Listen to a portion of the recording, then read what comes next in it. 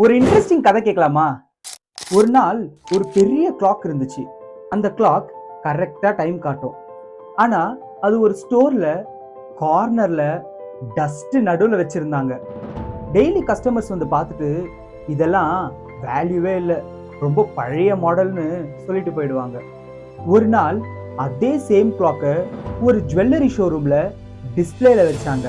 Class box light எல்லாம் போட்டு பார்க்கறதுக்கே அழகா இருந்துச்சு. கஸ்டமர்ஸ் வந்து பார்த்துட்டு, வாவ், இது ரொம்ப கிளாசிக் பீஸ், ரொம்ப ரேரா இருக்கே, அதுவும் அந்த சேம் கிளாக். அப்போ அந்த கிளாக் இதெல்லாம் பார்த்துட்டு என்ன சொல்லுச்சுன்னா, நம்ம என்னதான் கரெக்டா வேலை செஞ்சாலும் நம்ம ராங் பிளேஸ்ல இருந்தா நம்மளுடைய வேல்யூ தெரியாது அப்படின்னு அந்த கிளாக் தனக்கு தானே சொல்லிக்கிச்சு.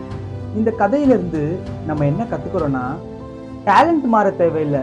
நம்ம என்னதான் அதிகமா எஃபர்ட் காட்டினாலும் ரைட் பிளேஸ்ல இல்லைன்னா ரெக்கக்னிஷன் வராது. ஸோ உங்க வேல்யூ இன்க்ரீஸ் ஆகணும்னா உங்க பிளேஸை கரெக்டாக செலக்ட் பண்ணுங்க. ஆட்டோமேட்டிக்கா உங்க வேல்யூ இன்க்ரீஸ் ஆகும்.